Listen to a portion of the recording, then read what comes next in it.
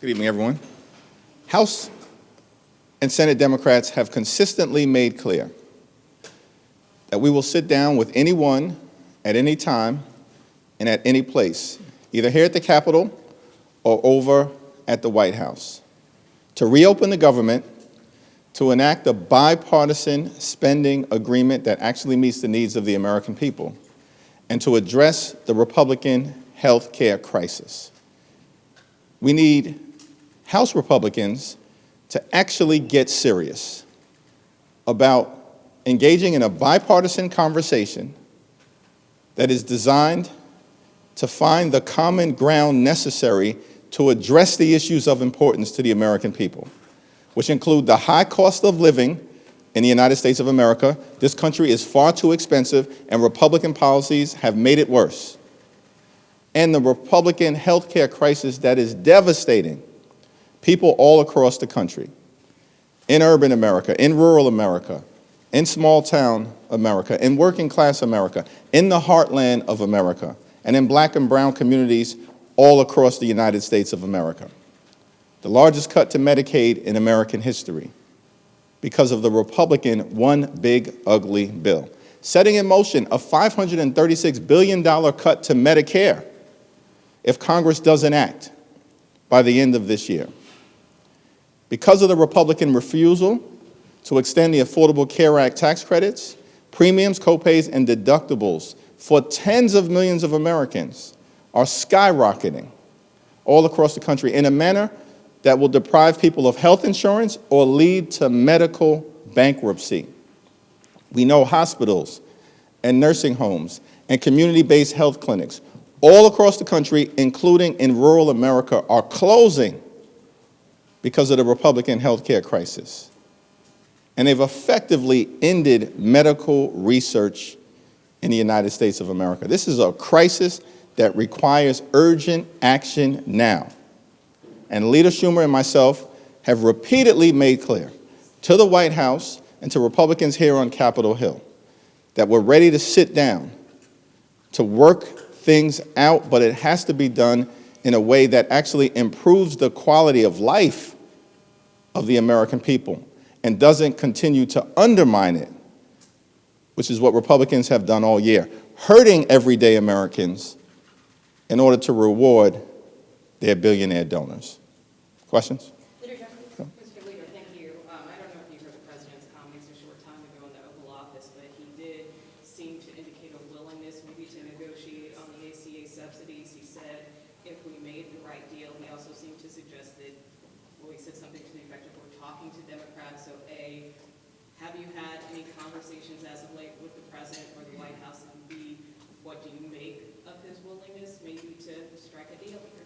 Well, the White House has gone radio silent since the Oval Office meeting last Monday, and neither Leader Schumer or myself have heard a word from the administration about resolving this issue, making clear to us that the White House wanted to shut the government down, to continue the chaos that they've been inflicting on the American people since day one of this presidency.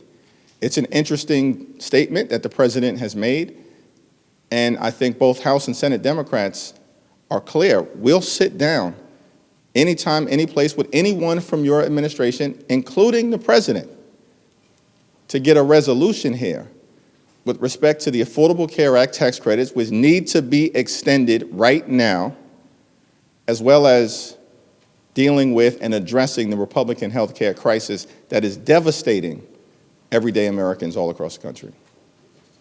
Thank you, Leader Jeffries. Do you still intend to call House Democrats back into D.C. this week at all? We have a caucus meeting at 6 p.m. today.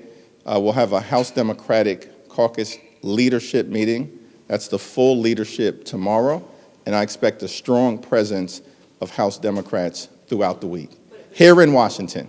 And the interesting thing to me is, why are House Republicans still on vacation?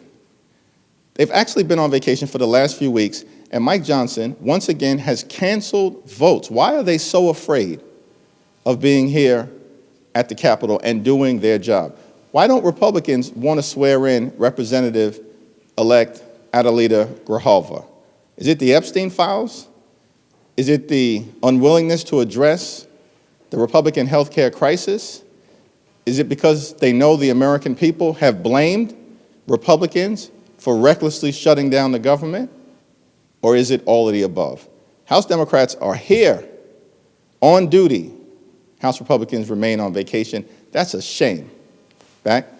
What do you say to your young constituents, energized young constituents that helped put Mamdani in the position that he's in, and now they're calling for you to represent their wishes and endorse them? I think I've answered those questions repeatedly, and I have more to say before early voting. Thanks. Democrats historically have been relatively anti-shutdown. Are you concerned as this drags out that you might be helping normalize that as a negotiating tactic? No, we're not normalizing anything here. What we're normalizing is the notion that if Republicans want Democrats to participate in a spending bill that requires Democratic votes in the Senate, and I'm thankful for Senate Democrats who are holding strong under the leadership of Chuck Schumer. If Republicans want Democratic participation in the appropriations process, then that means we actually have to come together, sit down, negotiate a bipartisan bill, and do something that makes life better for the American people and doesn't continue to hurt everyday Americans. We were very clear from the beginning. For weeks in September, we said we will not support a partisan Republican spending bill that continues to gut the health care of the American people. We didn't hide that from anyone. We were very clear, live and direct, with Republicans and with the American people. And we're standing on the side of the American people who have experienced this devastating cut to Medicaid, this refusal to extend the Affordable Care Act tax credits, this assault on their hospitals, their nursing homes, and their community-based health centers. And the American people have understandably had enough, and Democrats are standing on their side. Michael? Thank you, Mr. Leader. You challenged Speaker Johnson to a floor debate this morning. He responded that it was a desperate plea for attention. How do you answer that response from the Speaker to your challenge to debate him on the House floor? Well, Mike Johnson and I, have a very open and candid and forward-looking relationship, and that will continue. But for the life of me, I can't understand. They don't want to defend their position privately. This is Republicans, extreme MAGA Republicans, and they don't want to defend their position publicly because their position related to gutting the health care of the American people and shutting down the government is indefensible. And we continue to give them every opportunity, every single opportunity, to explain themselves to the American people. Yet Republicans are on the run. That's why they're on vacation right now. That's why votes were canceled last week by Republicans in the House, and votes have been canceled this week. We're in the middle of a shutdown and a chaotic presidency that begun on January 20th and continues. This is a cost of living crisis that the American people are confronting. Donald Trump promised that costs would go down on day one. Republicans promised that costs would go down on day one. Costs haven't gone down, they've gone up. America's become far too expensive. Inflation is on the way up.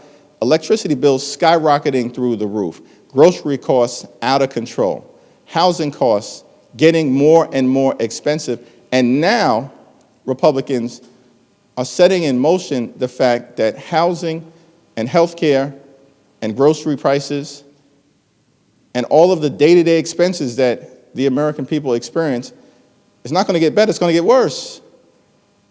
And this healthcare crisis is exacerbating that. Leader Jeffries. Yep, back. I didn't wear my heels today. Okay, I see you. There was a new poll out today from CBS News. It was a CBS News and YouGov poll, and it basically says that Americans, by and large, pretty much evenly distribute blame on Republicans, Democrats, and then 30% blame both of you guys. Why do you think that they're not blaming Republicans far more the way that you are? The overwhelming balance of public sentiment clearly is that Republicans control the House, the Senate, and the presidency. Republicans have shut the government down. They've shut the government down because of their refusal to address the health care crisis that they've created. We're standing on the side of the health care of everyday Americans, working class Americans, middle class Americans, and hardworking American taxpayers, and we're going to continue to stand on their side. because this issue matters. Lowering the cost of living matters. Making sure that the high price of health care doesn't continue to escalate in ways that's going to bankrupt people, that matters. That's why we're in this fight until we win this fight. But do you think your message is resonating? Yes. Just to clarify, it wasn't just that President Trump said he would be willing to work with Democrats. He said, I'm going to quote him, "We are speaking with the Democrats, and some very good things could happen with respect to health care." So you're saying you've had no discussions with the White House at all. Do you know of any Democrats that have spoken to President Trump at all on this issue? I do not know of any Democrats who have spoken to President Trump or members of his administration on this issue of reopening the government, enacting a bipartisan spending agreement, and addressing the Republican health care crisis. President Trump did make those statements. Leader Schumer, I believe, has put a statement out in response indicating he's had no conversations with Donald Trump or the administration. And that's certainly been the case relative to us as House Democrats.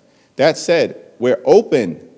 We've been calling for bipartisan conversations to address the Republican health care crisis, which includes extending the Affordable Care Act tax credits so that tens of millions of Americans don't experience dramatically increased premiums, copays, and deductibles in an environment where the cost of living for everyday Americans is already too high.